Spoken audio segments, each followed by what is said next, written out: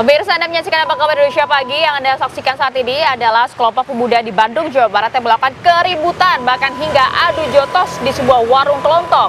Jadi peristiwa ini terjadi di Jalan Riung Hega Raya, Kelurahan Cisaranten Kidul, Kecamatan Gedebage, Kota Bandung, Jawa Barat. Awalnya ini seorang pemuda menggeber-geber motornya dengan keras, namun tidak terima dengan aksi itu, pemuda yang sedang nongkrong lalu menghampiri dan juga terjadilah keributan itu. Jadi pemilik toko ini sempat melerai keributan, namun para pemuda tersebut semakin brutal. Bahkan dagangan milik pedagang toko kelontong ini jadi berhamburan, berantakan. Orang mau cari nafkah, mau cari penghasilan hidup, diusik, diganggu sama pemuda-pemuda yang mungkin belum mikir juga belum mikir juga gimana cara cari uang. Nah, itu dia. Itu. Betapa tidak berkahnya hidup ini. Ya, itulah. Mudah-mudahan ada hikmah ya buat para pemuda-pemuda ini. Tetaplah semangat, optimis menghadapi hidup, carilah penghasilan atau penghidupan yang layak. Hidup Anda masih panjang, Bu. Itu. Sudah, jangan ceramah dulu pagi-pagi, udah ngegas aja. Assalamualaikum warahmatullahi wabarakatuh. Apa kabarnya hari ini? Oh, aduh, baik dong hari ini, Arif Fadil. Udah hari Minggu ya kan, waktunya Anda berolahraga pagi hari ini, tapi jangan lupa. Pak Suna, sempanjang jalan rasanya ditutup sampai jam 9. Betul, ada lomba lari kan? Mantap. Gitu. Kalau Arif Fadil cuma lari Oh, ya? saya lari dari tanggung jawab itu untuk menghadirkan ragam informasi. Salah ngomong. Oke. Semoga pemirsa di rumah siap menghadapi hari Minggu ini dengan beragam informasi yang tentunya kami hadirkan untuk Anda. Beragam informasi, nanti kita juga bahas soal politik nih. Informasi nanti satu hari setelah pelantikan Presiden, nama Menteri dilantik juga kan? Wah, katanya sih begitu. Ada nama-nama Maria Asegaf di situ. Wah, itu. Ya, apakah itu menjadi kejutan? Hayal aja orangnya. Tapi seperti biasa nih, di awal kebersamaan ya, kita hadirkan dulu rangkaian informasi membuka ke hadapan Anda pemirsa. Tadi di Bandung ya. Nah, ini di Sukabumi, Jawa Barat, ada seorang pelajar tewas setelah terlibat duel menggunakan senjata tajam dengan sesama pelajar. Kejadian ini membuat sedih anggota keluarga saat jenazah pelajar 15 tahun tiba di rumah duka di Desa Cijengkol, Kecamatan di Sukabumi ya, Jawa Barat, di mana pelajar kelas 10 SMK ini tewas akibat menderita luka pada bagian punggung karena hantaman senjata tajam. Ya, jadi peristiwa ini terjadi sebenarnya pada saat korban bersama dengan temannya ini berinisial ADR duel 2 lawan 2 dengan pelajar lain. Dugaannya kedua belah pihak ini janjian terlebih dahulu nih di media sosial. Jadi akibat dari duel itu ya seperti yang tadi diinformasikan Arif Fadil ya, ada korban tewas terkena bacokan senjata sementara rekan yang mengalami luka-luka. Semoga bisa diusut. Ya. Ini sudah kita lihat ada aparat keamanan pihak kepolisian di rumah duka. Mudah-mudahan nih ada penanganan lebih intensif ya, untuk mencari tahu.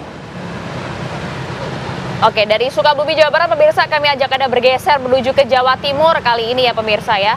Ini seorang pria di Jember, Jawa Timur mengamuk dan menyerang 2 warga dengan senjata tajam. Jadi 1 korban tewas dan 1 lainnya pun kritis. Polisi hingga saat ini memang masih mencari tahu ya apa sebenarnya motif dari penyerangan ini yang diduga sebenarnya latar belakangnya dari pemerasan informasinya. Iya, tentunya memang tidak dibenarkan ya adanya penyerangan apalagi yang dilakukan oleh sosok yang diketahui atau diklaim sebagai preman gitu ya. Jadi kejadian ini sempat diketahui oleh warga yang melihat perkelahian dan berusaha untuk menolong ya para korban ini.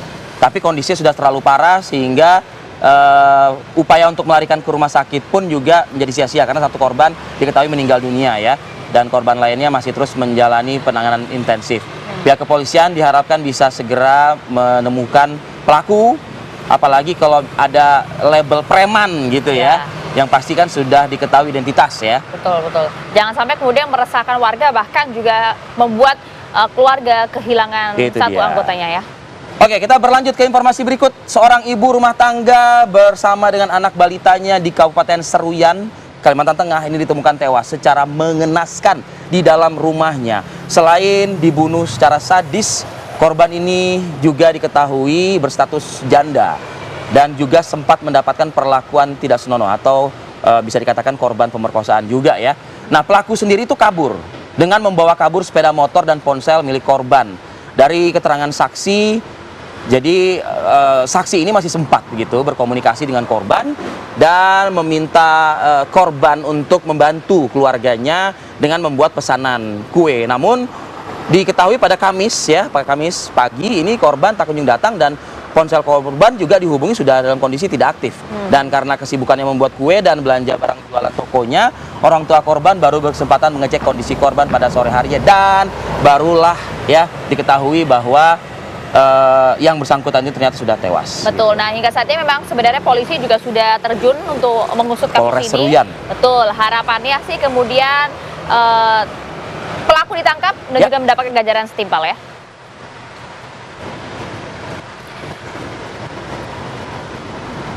Ya pemirsa, ini kalau kita lihat nih di Kabupaten Kota Waringin Timur nih ada berita yang cukup mengenaskan kalau menurut kami ya pemirsa ya. Ini ada ditemukan seorang jasad bayi gitu ya yang tergeletak di tengah jalan. Bahkan kalau dilihat kondisinya pun cukup mengenaskan.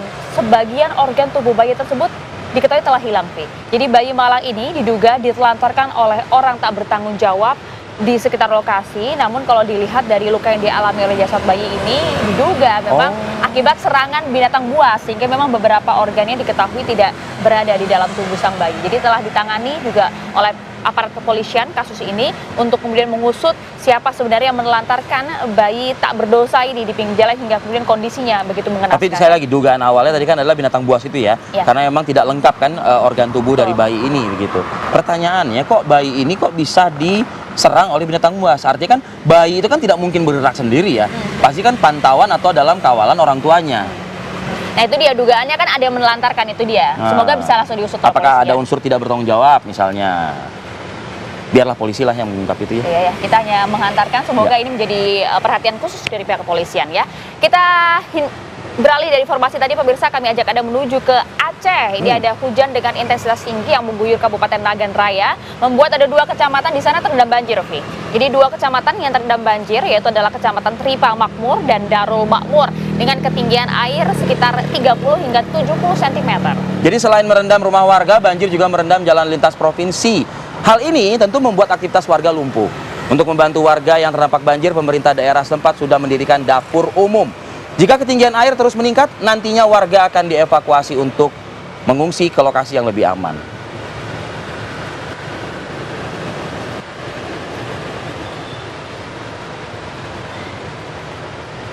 Terpapar abu vulkanik akibat erupsi Gunung Lewotobi. Ratusan siswa SD di perbatasan Sika Larantuka alami gangguan pernafasan atau ISPA berupa batuk pilek.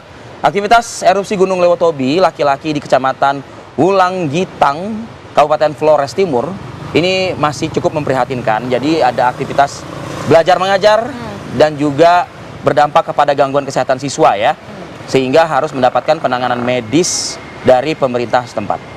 Ya kalau dilihat sebenarnya selain atap ruangan kelas yang kemudian bocor akibat hujan abu vulkanik, para siswa pun juga menderita gangguan pernafasan sehingga kemudian sering nih para siswa sehari-hari batuk, pilek, jadi ini yang memang menjadi fokus utama saat ini para orang tua dan juga dari gunungnya sendiri bagaimana itu? Kalau dilihat dari segi status sih sebenarnya sudah berstatus siaga. Gunung ini kembali erupsi sebanyak 4 kali pemirsa sejak pagi dengan ketinggian 300 hingga 1 km dari puncak gunung. Statusnya hingga saat ini masih siaga, jadi sebenarnya memang ada beberapa area yang harus dihindari oleh warga. Nah itulah dia, ya kan steril istilahnya gitu ya, ya. Tidak ada boleh ada aktivitas baik itu perkebunan, pertanian dan lain sebagainya. Oke pemirsa, kami hadirkan juga informasi untuk Anda ini dari wilayah Karawang, Jawa Barat. Jadi sebuah gudang bahan bekas dan 3 rumah milik warga ini diketahui ludes dilalap api pemirsa pada Sabtu siang. Asap tebal kalau Anda lihat di layar kaca membumbung tinggi dari sebuah gudang penyimpanan bahan bekas yang berada di Desa Sukaluyu, Kecamatan Teluk Jambe Timur di Kabupaten Karawang ya.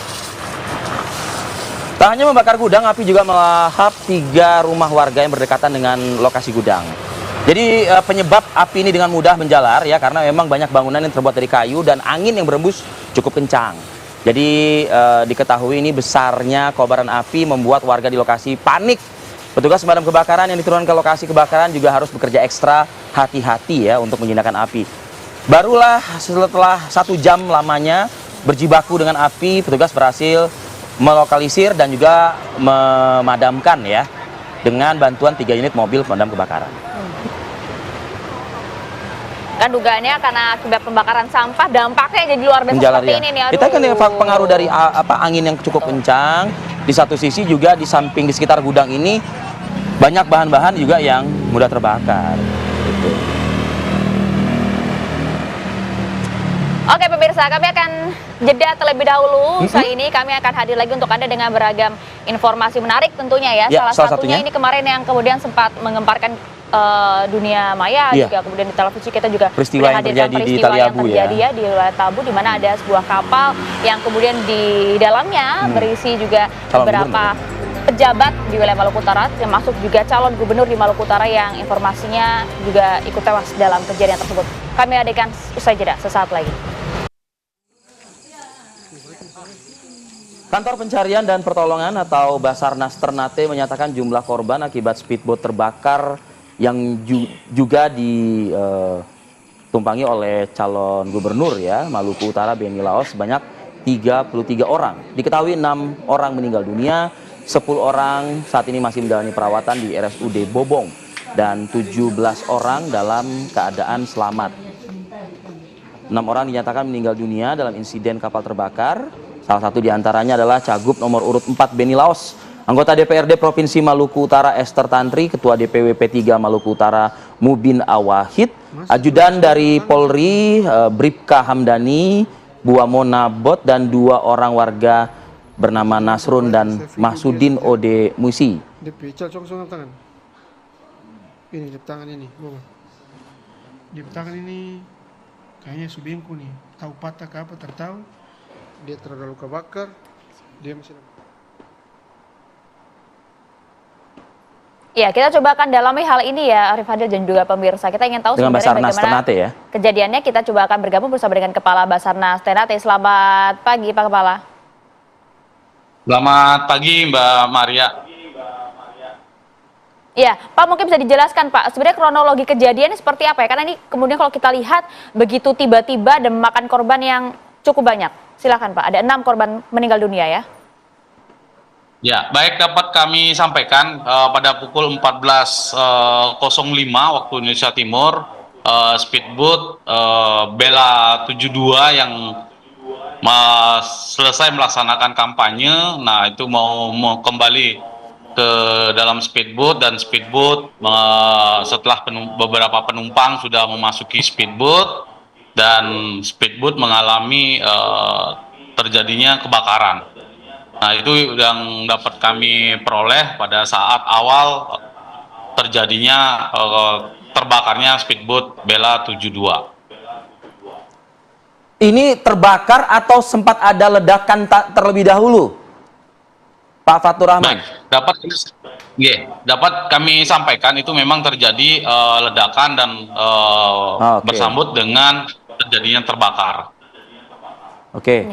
Nah, dugaan awal korban yang tewas 6 orang ini apakah memang terkena ledakan tersebut begitu, atau justru tidak bisa menyelamatkan karena api dengan cepat berkobar begitu? Dugaan awal adalah bukan karena ledakan dan sudah sempat meloncat ke laut, dan akibat dari ledakan tersebut, nah beberapa posisi korban pun diketemukan sudah ada di air, dan juga ada yang sebagian diketemukan di daerah kapal tersebut, karena begitu cepatnya proses itu terjadi dan beberapa berupaya untuk menyelamatkan diri. Oke. Ya, Pak Fatu, penyebabnya apa, Pak? Karena tadi sempat disampaikan ada ledakan di sana. Ya, salah satunya adalah penyebabnya adalah terjadinya ledakan dari speedboat tersebut. Itu dugaan awal. Nanti untuk nanti lebih lanjutnya akan ada tim investigasi yang akan melaksanakan investigasi terhadap speedboat tersebut. Ya, memang Basarnas sendiri dalam konteks penyelamatan orang ya Pak ya.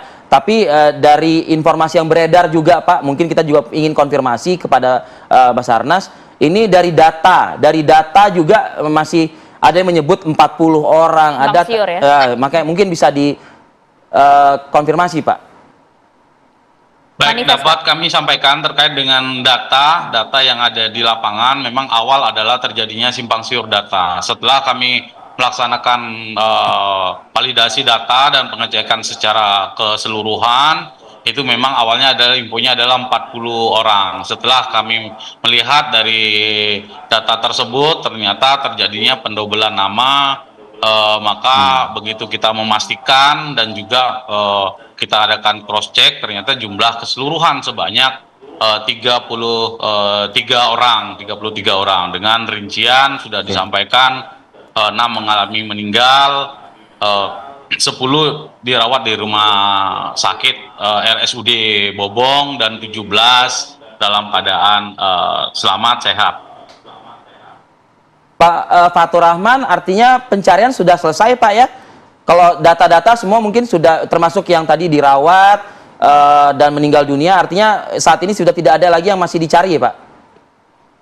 Betul sekali, tidak ada lagi yang dicari dikarenakan speedboat pun yang mengalami terbakar yang adanya di dermaga itu pada pukul 20.21 sudah ditarik menuju ke bibir pantai. Setelah di bibir pantai kita pastikan bahwa tidak adanya korban di dalam speedboat tersebut. Baik, Pak Fatur.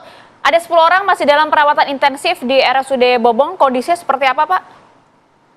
Nah, untuk kondisi yang berada di rumah sakit Bobong pun kami tidak memonitor sejauh itu dikarenakan kita proses adalah proses evakuasi. Proses evakuasi yang kita butuhkan adalah untuk mempercepat proses evakuasi tersebut. Baik dilarikan ke rumah sakit, setelah itu baru kita melakukan pendataan jumlah yang ada di rumah sakit. Untuk kondisi realnya adalah kita tidak sampai sejauh itu. Ya, pada saat dievakuasi, Pak, apakah Kondisi juga korban ini ya? diketemukan juga ada sejumlah luka bakar di tubuh korban ini? Ada 10 orang? Ya, memang ada sebagian yang kena luka bakar. Memang pada saat itu terevakuasi menuju ke rumah sakit, tetapi secara detailnya nanti mungkin bisa disampaikan oleh pihak rumah sakit kondisi dari ke-10 korban yang dirawat di rumah sakit.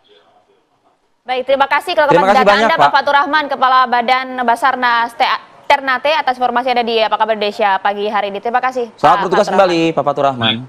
Kita juga doakan buat keluarga yang ditinggalkan tetap diberikan keikhlasan, kesabaran, ketabahan dari Tuhan Yang Maha Esa, termasuk juga buat korban yang saat ini masih menjalani perawatan di rumah sakit. Semoga diberikan kesembuhan juga, ya, agar kembali bisa beraktivitas seperti sedia kala. Betul, kami akan jeda terlebih dahulu, Arif Fadil, usai jeda nih. Nah, kalau yang ini doanya kita apa? bahas-bahas nih. Kalau yang ini doanya apa?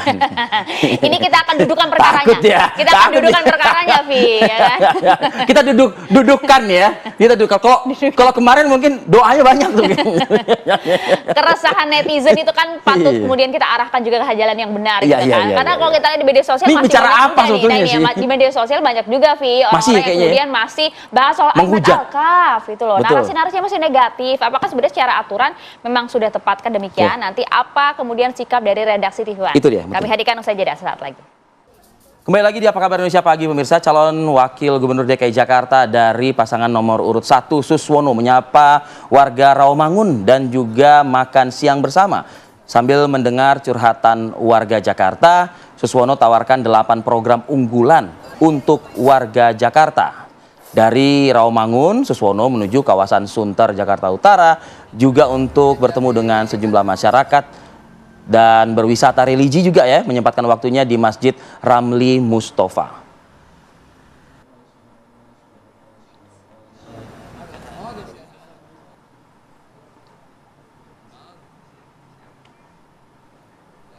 Kalau kita lihat paslon lainnya, Vi, juga turut melakukan kampanye di sejumlah wilayah. Kalau kali ini adalah calon wakil gubernur Jakarta, jalur independen Kun Wardana, yang kemarin mengawali safari politiknya ke Kampung Duri, Cengkareng, Jakarta Barat. Kalau dilihat dari hasil dialog bersama dengan warga gitu ya, ini yang menyampaikan berbagai keluhan mengenai Apa aja tuh? sulitnya dapatnya lapangan pekerjaan usai tamat SMA. Kemudian Kunwardana juga langsung jawab berbagai solusi dengan berbagai program-program yang nantinya akan dijalankan, yaitu diantaranya adalah pelatihan kerja hingga mendukung warga menjadi konten kreator jika dirinya terpilih sebagai wakil gubernur Jakarta. Wah, kalau konten kreator belajar sama Maria Segaf juga bisa. Waduh, salah orang.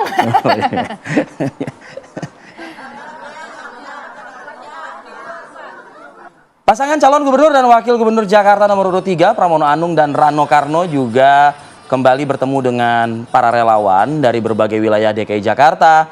Selain mengadakan town hall meeting bersama relawan, Pramono Rano juga kembali ya menyerap sejumlah aspirasi dari masyarakat atau belanja masalah di wilayah Jakarta Utara.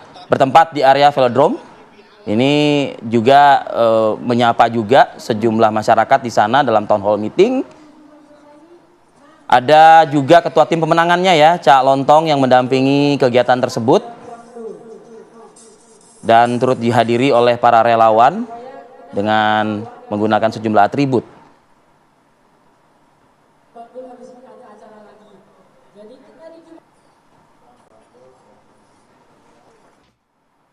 Nah nih, kalau udah kita hadirkan informasinya, saatnya kita mencerahkan gitu loh ya, mungkin ya. Boleh mungkin mengikuti suara hati, unek-unek, melontarkan boleh saja begitu. Tapi saya punya pantun dulu nih. Aduh, apa tuh? Mantep nih ya. Pagi-pagi makan nasi. Cakep. Minumnya es markisa. Cakep. Ini kita masuk ke segmen kata redaksi. Bang Larumara siap jawab pemirsa. Assalamualaikum, selamat pagi Bang. Waalaikumsalam, Ripi dan Maria. Abang nih, saya mau tanya dulu nih Bang. Abang termasuk yang menghujat Bang? Atau Abang langsung mikir, ini kayaknya ada yang salah nih, harus ada yang dilurusin nih, gitu loh Bang? Betul. Marah, kecewa pada saat nonton, iya Pasti ya? pasti. Pasti ya. Tapi kemarahan dan kekecewaan ini juga perlu kita terukur. Ya. Apa yang dilakukan oleh wasit Ahmed Alkaf juga dibolehkan oleh regulasi FIFA. Ada ya? Ada di Untuk artikel penambahan 7. waktu itu ya? Artikel 7 itu soal durasi permainan. Dan jadi ya wasit utama dibolehkan memperpanjang waktu tambahan yang diangkat oleh wasit keempat. Nah, pada saat kemarin kan 6 menit. Betul. Ya. Itu limit waktu. Minimal waktu tambahan 6 menit. Nggak boleh dikurangin tuh ya? Bang? Tidak boleh. Boleh ya?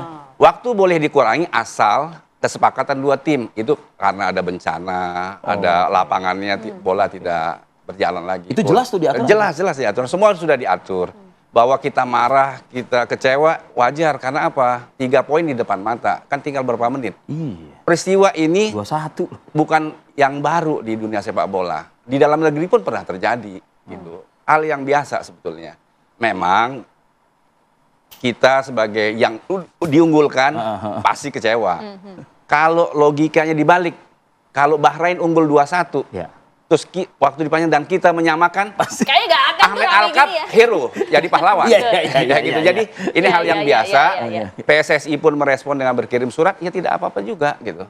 Oh nggak apa-apa juga? Tapi gitu? Tidak langkahnya apa-apa. sudah tepat kan Bang untuk menduga sikap dong? Menyampaikan sikap, melakukan protes boleh kan tertulis. Apa yang ditulis oleh PSSI kan kita nggak tahu. Pasti PSSI juga tahu regulasi. Tapi kan judulnya kan surat protes tadi kan Bang? Ya protes kan biasa aja. Soal diterima atau tidak, kan biasa juga kita harus terima. Kalau kita mengacu ke yang pasal 7 Abang bilang tadi, kalau saya sih yang mau ngajuin surat, saya langsung berpikir gini ya, maksudnya, waduh, ya tapi bismillah deh, usaha deh kan. Namanya gitu. usaha. Namanya usaha. Dan ini kan bagian daripada PSSI menyampaikan aspirasi dari rakyat Indonesia. Jadi hal yang wajar, kita sikapi semuanya dengan baik dan terukur.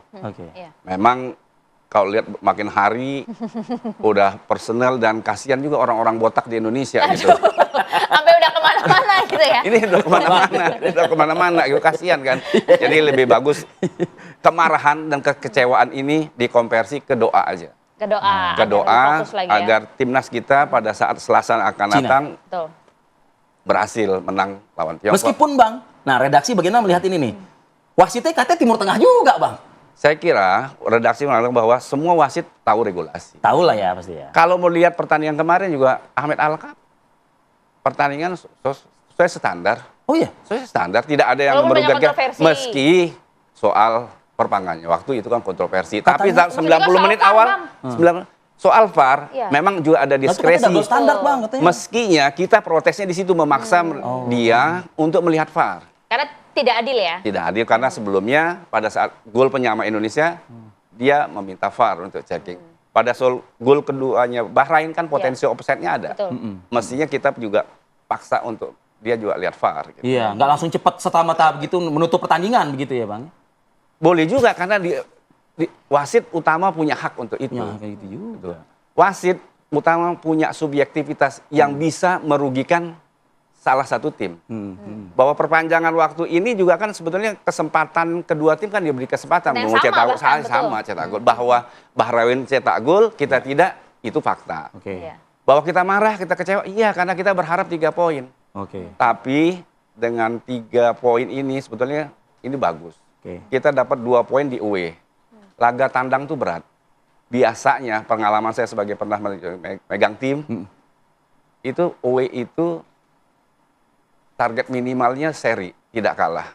Target maksimalnya menang. Dan hitungan bonus di kontrak pemain, hitungan menang seri away itu sama dengan menang di kandang. Nah, Oh, wow. Besarannya. berarti yang kemarin di Bahrain itu Sebetulnya Ada kita poin bisa plus dianggap ya? yang rugi Bahrain sebetulnya.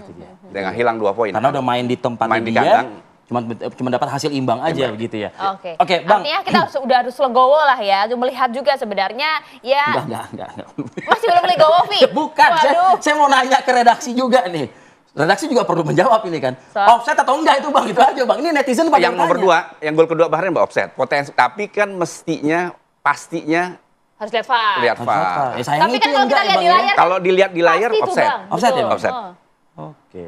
Nah, mungkin dia. protesnya PSSI itu kali ya. Kenapa kemudian tidak memberikan kesempatan yang sama untuk melihat VAR tuh si Ya. wasit itu, Bang? Dalam Itu kan pertandingan ada sepak bola, kecurigaan, Bang Elem. keputusan wasit itu mutlak dan hasil akhir juga mutlak. Mutlak. Oke. Tidak akan bisa kita minta pembatalan atau minta pertandingan ulang, tidak mungkin. Itu nggak mungkin gitu ya. mungkin. Bang, perlu juga Bang untuk pencerahan lah ya kepada pemirsa juga. Kan injury time-nya itu kan plus 6 gitu ya Bang Plus ya. Nah, tapi kan akhirnya baru ditiup kan ke 9.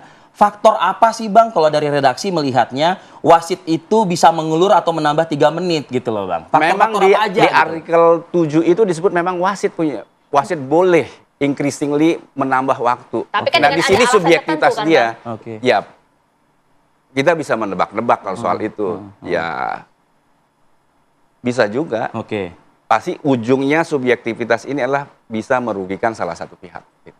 Oke. Nah, itu kan yang kemudian jadi ramai itu, Bang. Jadi apa kemudian alasan bahwa wasit Ahmed Alkaf ini menambah waktu itu tadi, walaupun si Ahmed Alkaf juga sudah klarifikasi kan di media sosialnya Ya, gitu saya sudah kan. berjujur dan adil Betul. kata dia gitu.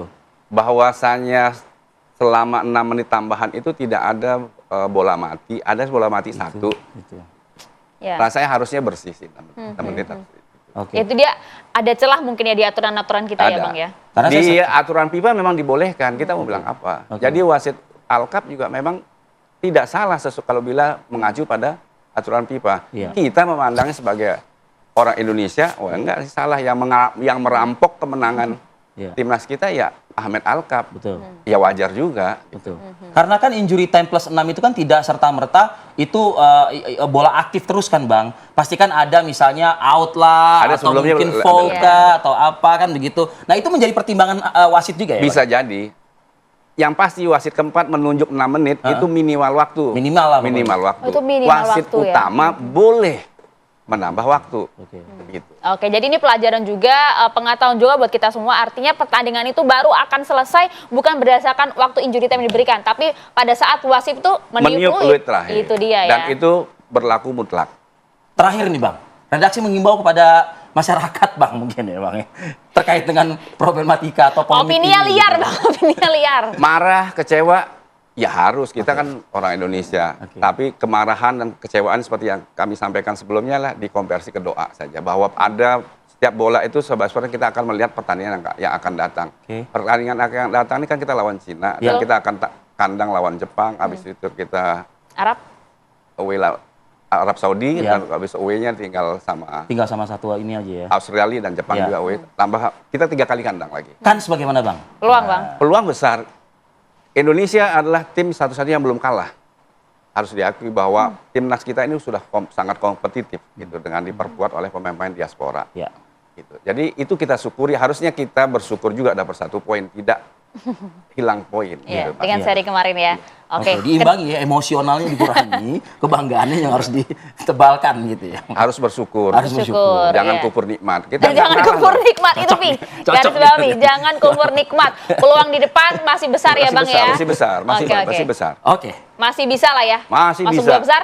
Apalagi Cina kan dalam keadaan drop sekarang, 3 kali kalah. Sementara kita 3 kali seri. Jadi harus menang secara psikologis Cina lagi drop. Berarti tidak sakit kita menang lah ya, Bang ya.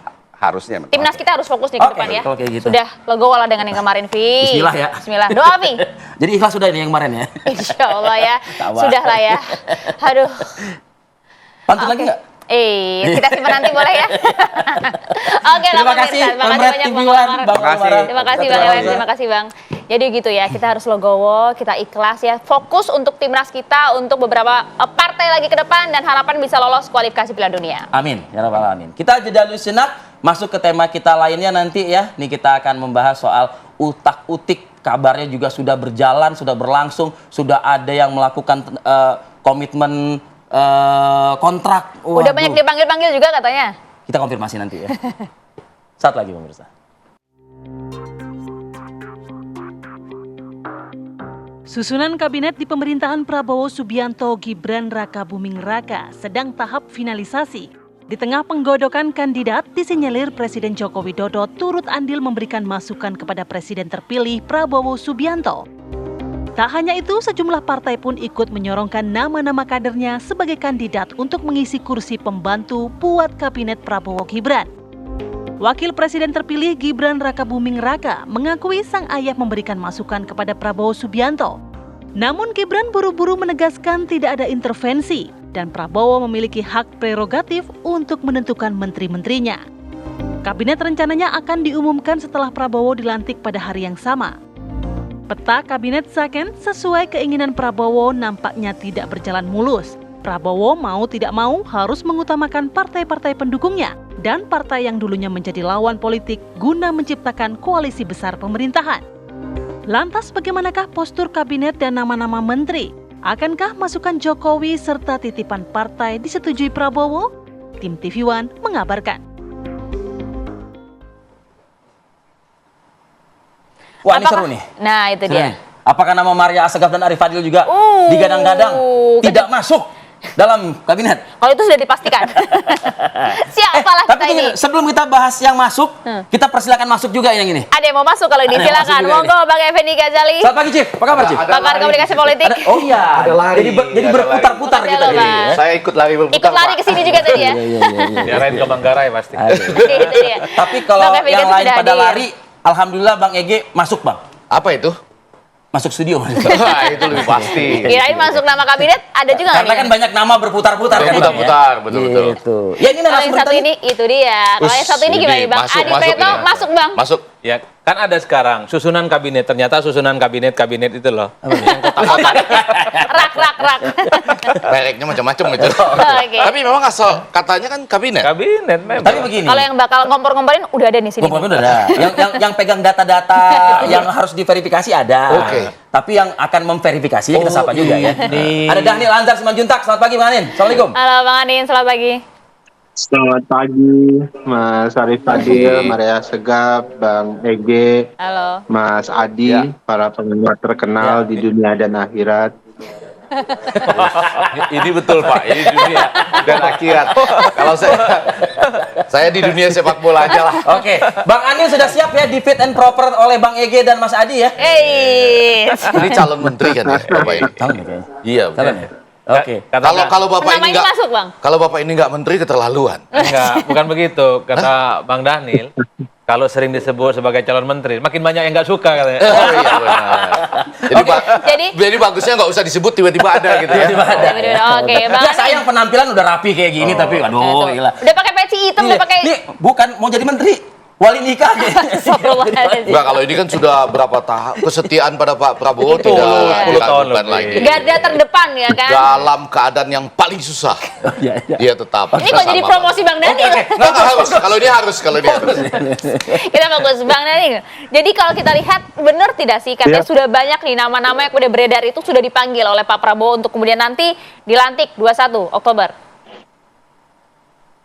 Iya, pertama begini, usulan kan pasti banyak ya, baik itu dari tokoh, dari partai politik tentu, karena partai politik pengusung otomatis akan mengusulkan semua calon menteri yang mereka inginkan, misalnya yang mereka tertarik dan sebagainya.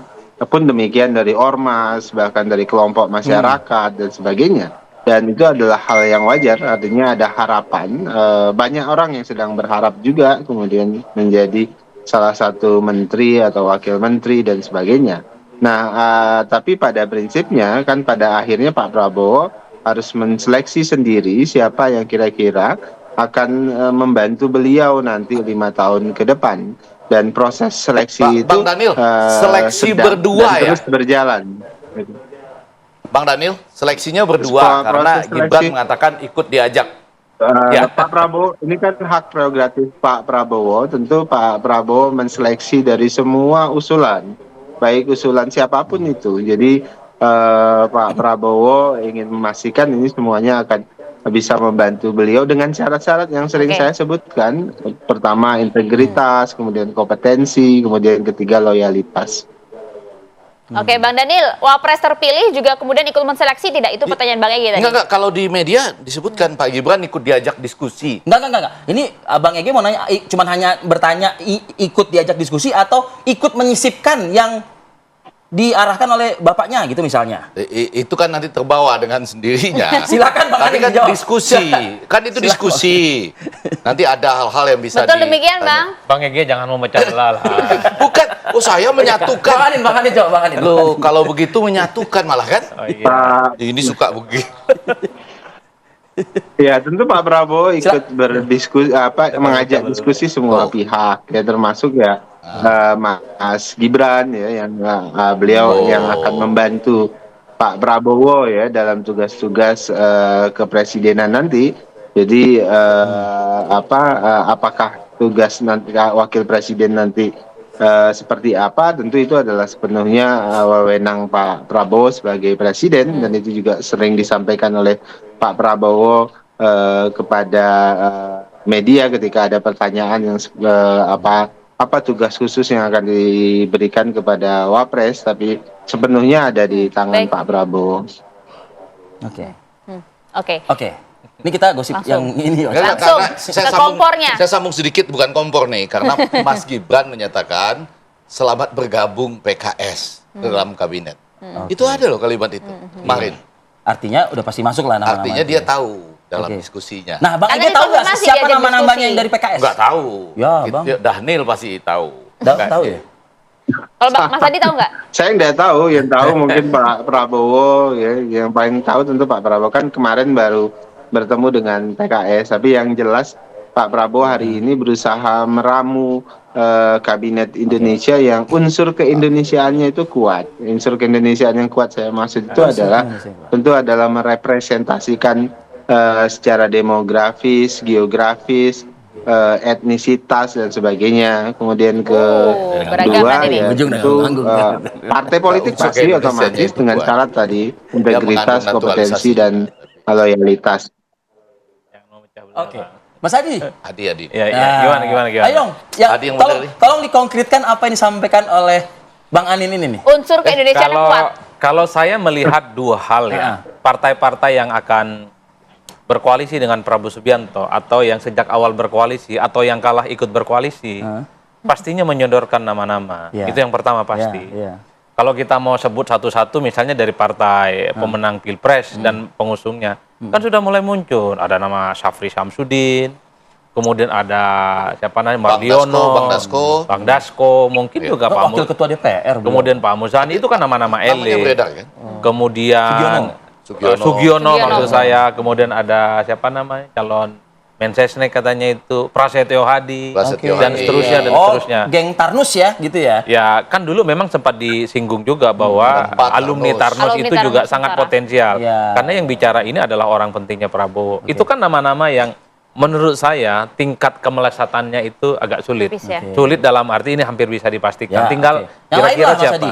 Nah, kalau Golkar kan ini adalah perpaduan dari antara menterinya Jokowi dan partai pengusungnya Prabowo. Betul, itu kan sudah Ada disampaikan, Bahlil kan? di situ, yang muncul namanya kan. Iya. Mutia Hafid. Kemudian Mutia Hafiz, Dito juga muncul namanya. Agus Gumiwang. Agus Gumiwang kan orangnya Jokowi semua. Iya. Belakangan Erick Thohir. muncul nama yang terbaru, ada nama Maman Abdurrahman, Betul. kan? Iya. Ada Nusron Wahid, Iya. karena Nusron ini adalah kader Golkar yang kemudian menjadi salah satu tim sukses kan, pemenangan Prabowo. Itu kan nama-namanya. Kalau PAN itu yang saya kira hampir Ya, bisa ketua masih lah ya. Iya, kalau hampir bisa dipastikan itu pasti ketua umum mereka Zulkifli Iya. Hasan, Yandri. kemudian Edi Suparno, Edi Suparno, Edi Iya, Suparno, betul, Yandri, Pak. itu kan 3 nama yang paling menguat. Yang mungkin nanti orang akan berdebat ini soal bagaimana portofolio kementeriannya. Kalau Bang Erick Thohir dari partai apa? Nah, kalau Bang Erick Thohir ini nanti yang ketiga sebenarnya ini memenuhi unsur orang-orangnya Jokowi. Oh. Kan kemarin kita Dulu kan PAN ya, dulu PAN loh. Masih kali kan? Dekat, Oh, masih ya? dekat. Enggak, waktu mengajukan cawapres ke Bu Mega, Oh iya, Itu ya. PAN, kan? Lewat PAN. Yang, Iya, lewat yang PAN. memberikan Tapi bukan karpet kader. saat itu adalah PAN. Oke. Nah, ada juga kan yang dari unsur-unsur menterinya Pak Jokowi yang kemudian kita bisa sebut begitu banyak kan. Erick Thohir juga masuk di situ. Iya. Makanya tidak mengherankan kalau banyak dari menterinya Pak Jokowi akan kembali jadi menterinya Prabowo. Pratikno. Termasuk Adalah Sri Mulyani. orang-orang yang kemudian kita bagaimana sebut tuh? itu. Pratikno, Termasuk itu Sri harus Mulyani. penting Iya, disebutkan. ada Pak loh. Pratikno. Iya kan? Iya, kemudian Nanti di kabinetnya Prabowo ya kan Gibran. sudah disebut dan semakin menguat. Selama ada unsur Pak Jokowi dan Gibran di situ, tentu orang-orang yang teridentifikasi Kalau dia sebagai orang ngomong depannya dianggap Jokowi. menyatukan. Iya. Kalau saya Kalau ngomong Memecah belah. Maunya apa ini? kalau Demokrat ya, kalau Demokrat mungkin muncul nama pasti ya AHY, AHY. kemudian sekjen partainya Sekjennya. Pak Tafurur Rifki Rifki, Harsa, Rifki. iya betul. Iya, iya. Muncul juga ada nama Herman Hairon dan seterusnya dan seterusnya. Ini kan nama-nama yang PKB bagaimana? Nah, PKB kan katanya tidak mengusulkan kader, tapi kalau diminta Katanya akan menak, sodor. benar Katanya menak. Nih betul. kalau saya ya, Kan iya. kalau yang bagian ini saya cuma mengingatkan Bapak kita ini, Mas kita ini kalau di televisi itu orang-orang kan suka bom. Betul. Anda yang perubahan dan Garang lain-lain. garang lah ya. Itu jangan minta jatah di kabinet. Itu itu menyatukan itu, Bang. apa? Menyatukan. Itu enggak. Itu mengingatkan bahwa dulu kan Anda ngusung-ngusung perubahan. Iya. Waduh, sekarang kok minta di kabinet gitu loh. Dia ngingetin nggak bisa itu katanya. Kan gitu kan ngaku kan banyak itu. Haram hukumnya. Tuh. Itu menyatukan. Itu menyatukan. Kalau Anda bagian, Menyatukan. karena nama Anda pun juga beredar loh, Bang. Apanya? Bahkan ada Ada, loh nama Bang. Anda. Iya, Bang. ada nih, Bang. Effendi Ghazali. Effendi Ghazali. Hati-hati di situ. Anda dipanggil nggak sama Pak Enggak, hati-hati Prabowo? pelan-pelan. Yang pertama F. Tendi di situ. Coba lihat. F. Tendi. Tendi Berarti Ghazali. F. Tendi. Enggak, ini Effendi Ghazali. Effendi Ghazali. Bukan, Bang. saya udah lihat F. Tendi. Effendi Ghazali, Bang. Itu berarti keluarga besar Tenda, Tendi, dan lain-lain. Itu F. Tendi namanya yang itu. Coba aja, coba. Tapi bukan ya Bang, nggak dibantah ya? Bukan. Belum dipanggil ya? Mas Daniel, saya nggak ada dipanggil. Kita konfirmasi ya, satu ya, satu Iya, ya. iya, saya nggak ada dipanggil. Ya, Bisa kan tidak bisa pada diusulkan, kita ke Bang Bang. Anin Ini ya, juga Bang. bisa Kami akan diusulkan. kembali saat lagi, Bang Anin. Ditahan dulu, Bang. Rusuh. Rusuh kata gini, rusuh. Oke, kita lanjutkan diskusi pemirsa. Ini saatnya Bang Ege ingin mempersatukan atau ingin memecah belah nih, Bang? Kalau saya bicara itu mempersatukan. Oke, nah kalau gitu kalau dilihat nih dari susunan kabinet Antara lain kan tadi kenapa? Karena Gibran diajak bicara dan Gibran tahu, wah selamat datang PKS di Gitu. kabinet. Yang kita tunggu Gibran mengumumkan selamat datang PDIP di kabinet. Oh, Gibran yang ngomong begitu, wih menyatukan Pak. Mas Adi kenapa lirikannya gitu, Mas? Iya benar, dia suka begitu lirikannya. Lirikan Madura, tapi benar juga lirikan ya. Madura United. Ini saya pegang Nama-nama. literasi ya, literasi ini salah satu literasi. Ada Abdullah Azwar Anas kan? Ya, iya. Ada Budi Gunawan ya. Lalu ada Oli. Sri Oli Mulyani. Dodo Kampai. Lalu ada Pratikno, tadi kita sebut ya Pratikno ya. Nah ini Oli Dodo Kambe juga Oli. ternyata. Kalau ya. nggak salah Bang Luhut itu mengatakan ya, kalau salah maaf lo ya, di media bahwa ini Azwar Anas ini salah satu orang yang akan tetap lanjut. Itu yang ngomong siapa? Bang Luhut. Luhut Binsar Iya. Panjaitan? Iya. Loh, menantunya aja juga ada nih, saya baca datanya ini Marulis Ah, Manjaitan. mungkin orang lain yang ngomong, bagi tugas. Oke. Nggak, kalau keluarga-keluarga orang lain yang Tapi ngomong. seberapa valid maksudnya gitu loh Bang? Nama-nama itu nanti dipastikan akan masuk ke susunan kabinet Kalau Prabowo. menurut saya itu memang relatif nggak terlalu valid. Yang valid itu analisisnya. Tapi kemudian kalau yang bersebaran itu sama seperti yang sekarang lagi ada di Jakarta nih, berlari-larian kan maraton itu bersebaran. Itu artinya bisa aja loh sampai ke Anda gitu ya. Anda masukin teman Anda keluarin orang yang Anda nggak suka, sebaran lagi. Jadi kemungkinan besar versi yang jatuh ke tangan kita itu sudah versi ke 2011 dari yang asli, bisa kan? Ya, bisa. Ya, karena Anda masukin teman Anda keluarin orang yang nggak Udah suka. gue lempar ke publik Nah, nih. sementara ada orang yang cuma meneruskan saja kan, dan mengirim kemana-mana, selamat ya gitu. Itu tadi. Oke, Bang Anin, coba kita narsum A1-nya nih. Nah, ini yang pasti. Kalau ini dipercayalah gitu. Gimana Bang?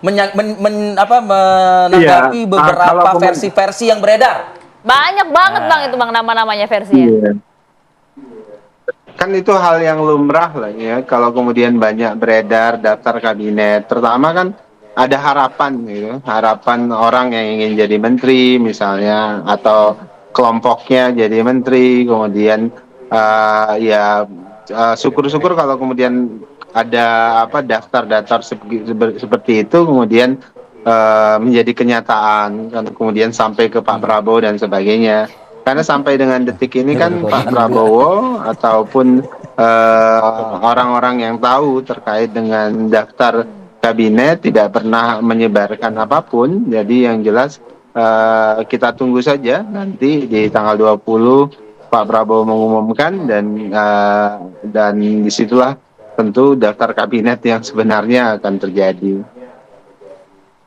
Oke, Bang, tapi kalau misalnya dilihat ya, bahkan Sekjen Gerindra kan juga sudah bilang, insya Allah akan ada PDI Perjuangan. Ya. Nah, itu dia. Valid dong artinya, Ya, Bang? betul. Jadi betul kan kalau kemudian pembicaraan Pak Prabowo dengan Ibu Megawati misalnya berujung pada koalisi di pemerintahan, tentu ya ada pertimbangan bahwasannya PDIP akan bergabung dengan kabinet Pak Prabowo, seperti disampaikan oleh Pak Prabowo. Berapa kursi, Pak Prabowo Bang tentu Anin? Berapa membuka kursi? diri dengan Langsung ditembak. semua kelompok. Itu yang bisa menjawab tentu Pak Prabowo nanti pada waktunya.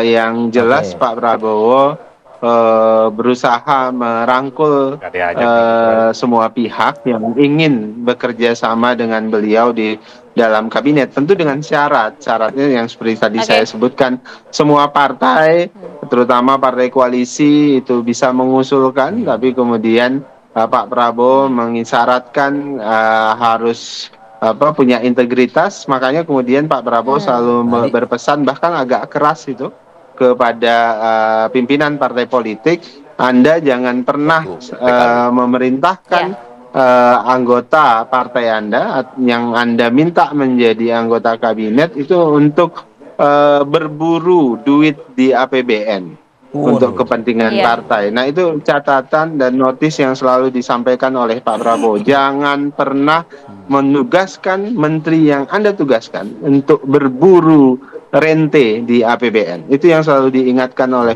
Pak Prabowo kepada menteri yang nanti akan ditunjuk atau dikirimkan oleh parpol. Ya, Mas Adi. Saya kira itu warning yang bagus ya dari Prabowo Subianto supaya partai-partai yang mengusulkan nama kadernya untuk jadi menteri ini tidak menjadikan APBN sebagai ATM berjalan lah, kira-kira begitu. Karena ada kecenderungan korupsi yang dilakukan oleh kader partai di kementerian. Ini kan aliran dananya dikaitkan dengan logistik partai kan. Jadi warning ini yang sepertinya sejak awal ingin disampaikan oleh Prabowo, jangan sampai taruh kader untuk jadi menteri di situ sebagai awal untuk melakukan fundraising, persiapan pendanaan politik untuk menghadapi pemilu-pemilu selanjutnya. Tapi dan itu terjadi loh, terjadi terus-menerus. Ya kan itu memang sejak lama. Sekarang mau dipotong. Nah, itu ingin dipotong oleh Prabowo Subianto. Saya kira ini menurut saya bagus dan mantap. Di warning dari awal. Nah, yang menarik menurut saya adalah ada model fit and proper test. Artinya sekalipun ada nama-nama yang disodorkan oleh partai, tapi Prabowo akan melakukan fit and proper test. Menurut saya menariknya adalah kalau dulu kita mengasumsikan menteri dari partai itu kan automatically dia akan jadi menteri 100%. Tapi ketika ada seleksi fit and proper test, Prabowo ingin menunjukkan bahwa Anda jadi menteri itu bukan karena partai, tapi karena hasil fit and proper test Prabowo. Prabowo ingin menunjukkan siapapun Anda yang jadi menteri dari partai itu loyalitasnya hanyalah kepada presiden, bukan kepada elit-elit Pesan itu yang mau partai. disampaikan. Artinya apa? Prabowo ingin memastikan menteri-menteri dari partai bangun tidurnya yang ditelepon pertama kali adalah presiden, bukan ketua umum partai. Bukan ketua umum partai. Betul nggak, Bang? Iya, iya, iya. Ini memersatukan bukan? Mempersatukan, bukan tapi iya. saya mau bilang gini, ada pengalaman menarik dua hal aja. Yang pertama, bayangan saya adalah Pak Prabowo ini punya yang disebut itu kecerdasan presidensial ya. Jadi dalam konteks pengalaman hidup yang panjang, kan kita pernah bahas di sini. Apalah pernah ada dalam keluarga yang memerintah, pernah kemudian berperang buat negaranya, pernah juga dituduh melanggar HAM, tapi kemudian sudah diterima secara internasional. Pernah juga keluar dari negeri ini ya, kemudian masuk kembali, pernah mendirikan partai, ikut konvensi dulu, partai lain, mendirikan partai, 3 kali berjuang di pemilu, ya kan? Bahkan ikut menjadi, itu di dunia juga cuma ada di zaman Lincoln, menjadi bagian dari yang bersaing ya, di bagian dari Pak Jokowi. Kemudian seperti kita ketahui, ini efektif betul bagi dia masa tunggu yang panjang ini dengan jalan keliling dunia. Betul. Ya kan, ketemu dengan pemimpin-pemimpin penting di dunia. Nah, jadi artinya dengan kecerdasan presidensial yang tinggi itu, kita mau lihat tinggal 2 tahap. Tahap pertama tadi saya setuju dengan dia. Mulai dari Pak SBY itu ada tradisi kan, orang dipanggil dulu ke Cikeas. Kalau Pak Jokowi ke istana kalau nggak salah ya, asal pakai baju putih, celana hitam. Oh, itu udah disebut itu. Wih, pada umumnya jadi orang tinggal nebak ini kemana. Fazrul Rahman aja datang dulu saya kan. lengkapi boleh nggak, Bang? Iya. Pakai baju putih, Celana hitam ke istana, tapi keluarnya di pintu yang sama kan? Ah, iya benar. Ada yang keluarnya kan Ada pintu yang belakang. lain. Pak. Iya benar. Nah, Pernah ada juga yang datang ke istana, ternyata bukan jadi menteri. Jadi yang satu keluar lewat pintu belakang. Itu masalah partai kalau yang keluar lewat pintu belakang, ya kan? Yang lain itu menjadi apalah tim dalam istana. Jadi itu. Nah, kan menjadi menarik sekarang. Ada tradisi itu, apakah Pak Prabowo ini juga akan melakukan itu? Dan waktunya kan mulai dari hari ini sampai sebelum 20. 20 kan sudah konsentrasi untuk atau pelantikan. sesudah 20 kali ya. Kan satu hari setelah pelantikan kemudian nama menteri itu Bukan, akan disebutkan. satu hari itu Pak Daniel itu dilantik. Diumumkan malamnya. Iya. Oh, jadi 20 malam diumumkan? Itu 21 dilantik. Enggak, kita tanya nanti ya. Ya, kita tanya persis. Sekaligus juga udah berapa persen nih yang soal fit and proper test Yang sudah dipanggil. Itu dia. Nah, Usai jeda ya Bang Anin. Ada PR lagi buat Bang Anin. Tolong ya Bang ya. Sesaat lagi kami akan kembali. Personal. Ya, kita lanjutkan diskusi. Kita ingin pencerahan kepastian Bang Dhanil untuk Bang menjawab Dhanil, gitu kan. Apakah kemudian betul nanti 21 Oktober itu akan dilantik seluruh menteri dan 20 malam akan diumumkan nama-namanya? Ya, rencananya memang begitu, tanggal 20-an sore atau malam begitu. Atau bisa jadi siang juga Pak Prabowo akan mengumumkan kabinet beliau, karena kan pelantikannya pagi hari. Ya, pengukuhan atau pengambilan sumpah itu kan pagi hari. Jadi bisa siang, sore atau malam Pak Prabowo langsung mengumumkan kabinet beliau. Nanti dilanjutkan dengan pelantikan dan sebagainya. Apakah di hari tanggal 21 atau bisa jadi juga di tanggal 20 itu, nanti tergantung perkembangan beberapa hari ke depan. Nah, seminggu ini kan masih banyak waktu, jadi proses kabinet memang hampir tuntas, tapi tentu Pak Prabowo masih dalam proses yang sangat dinamis. Artinya ada diskusi, ada profiling ulang dan sebagainya terkait dengan kabinet beliau, dan juga secara langsung ya Pak Prabowo sudah berdiskusi langsung dengan calon dan sebagainya. Ya, proses itu sudah dilakukan sejak bulan sepanjang bulan ini. Oke, Bang Anin, kalau boleh dijawab proporsinya nanti dalam susunan kabinet Prabowo Gibran ini akan lebih banyak yang sedang berjalan ini. Nah, ya sudah lebih banyak profesional ataukah dari kalangan partai? Yang saat ini berjalan ya, bukan nanti. Yang saat ini.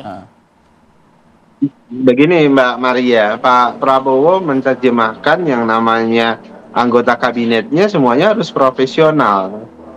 Artinya terserah dia berangkat dari partai politik atau non partai politik. Artinya kalau dari partai politik ya juga harus profesional. Kalau dari non partai politik pun demikian. Jadi Pak Prabowo tidak melakukan dikotomi profesional dan tidak profesional atau partai politik. Masa Anda Oke, berarti menganggap saya pertanyaan nggak saya rubah, profesional mentang-mentang saya dari partai politik misalnya, atau Berarti pertanyaan saya siapa rubah, Bang. misalnya Bang Daniel. orang seperti Mas, halo ya? Ya, berarti pertanyaan saya rubah. Apakah kemudian nanti akan didominasi oleh profesional dari kalangan partai atau profesional independen? Nah, monggo Bang. Saya tidak bisa menjawab proporsionalitas tersebut karena memang sampai dengan hari ini prosesnya sedang dan terus berlangsung. Tentu itu adalah otoritas sepenuhnya Pak Prabowo yang menjawab terkait dengan itu. Kalau istilah Adi Prayitno, haram saya menjawab hal-hal seperti itu. Kejutan, Vi. Bang Anin, untuk Ormas, gimana Ormas? Kabarnya juga masuk ya? Untuk Ormas, kenapa? Ya untuk Ormas bagaimana? Iya, Mengingatkan yang saya wawancarakan pagi ini adalah mantan ketua dari pemuda Ormas juga ya kan? ada. Jadi usulan Menteri Pendidikan dari Dasar, kalau nggak salah ya. NU, usulan dari Muhammadiyah, usulan dari ormas-ormas lain itu juga dipertimbangkan dan diseleksi oleh Pak Prabowo. Oke. Terakhir dari Anda mungkin. Saya kira memang tidak terlampau relevan bicara berapa komposisi partai dan profesional. Karena yang profesional juga punya partai sebenarnya. Ya partai profesional itu. Dan dia memang teridentifikasi menjadi bagian dari salah satu partai tertentu. Di-endorse, diusung, dan dapat restu dari partai. Per hari ini kan yang profesional-profesional itu kan ada identifikasi partainya yang sangat mudah untuk bisa kita tracking. Oleh karena itu yang paling penting adalah supaya menteri yang jadi ini nanti sesuai dengan kemampuan, keahlian, dan portofolionya. Jangan misalnya menteri itu punya latar belakang militer, tapi ngurus tanah itu nggak pas. Ada menteri yang misalnya kurang jago bahasa Inggris, tapi misalnya dia taruh di Kementerian Investasi. Itu nggak connect. Jadi profesionalisme yang saya maknai yang disampaikan oleh Bang Daniel, menempatkan seseorang sesuai dengan kemampuannya dengan menteri yang akan nantinya dijabat. Jadi latar belakang itulah yang kemudian akan meng-guidance bagaimana menteri ini bisa menerjemahkan semua keinginan Prabowo. Jangan sampai juga ada menteri yang dikritik oleh mantan wapres, nah gitu. Terakhir dari Anda mungkin. Ya, saya tadi menggarisbawahi dalam sejarah Indonesia di samping Bung Karno, saya rasa presiden dengan kecerdasan presidensialnya yang sangat tinggi, pengalaman hidup, pendidikan adalah Pak Prabowo. Jadi rakyat berharap ya. Dulu kalau abang suka bukan presidensial tapi presidensial, tapi pas presidennya agak ada spasi. Presiden dilanjutkan sendiri abang. Oke, saya presidensial. Saya presidensial. Dia menyatukan atau memecah belah sih? Bagian ini agak memecah belah. Tapi saya presiden. Hari Minggu soalnya. Ini teman terbaik Madura United. Jadi dengan kecerdasan presidensial tertinggi, rakyat berharap. Tapi di sisi lain, Bang Daniel tadi benar juga. Ini tugas besar sekali. Yang makanan bergizi gratis, food estate, rumah rakyat 100 miliar satu hari itu.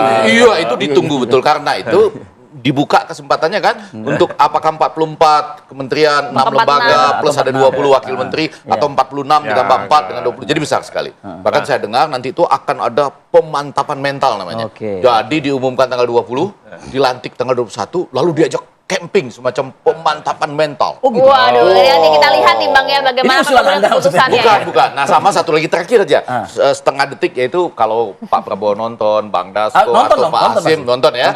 Atau mungkin dapat videonya, orang seperti Bang Daniel harus masuk dong. Itu kesetiaan. Kesetiaan dan memang makanya saya tanya tadi Ormas bagaimana Ormas? Enggak, bukan. Apa yang dia tampilkan selama ini menurut saya baik loh dalam konteks sebagai cocoknya apa? Dan saya nggak tahu, saya serahkan kepada Pak Prabowo. Baik kalau begitu. Terima kasih Bang Daniel. Terima kasih Bang. Terima kasih Bang Daniel. Sukses selalu, sehat selalu Bang. Terima kasih Bang Daniel. Bang Ege ini jago. Kita datang pelantikannya nanti ya Bang. Iya, kita datang. Pecinya jangan miring Bang, pecinya Bang. Kita berdua pamit pemirsa, saya Maria Segaf. Terima kasih. Sampai jumpa. Ini udah mulai kemana-mana nih. Kacau.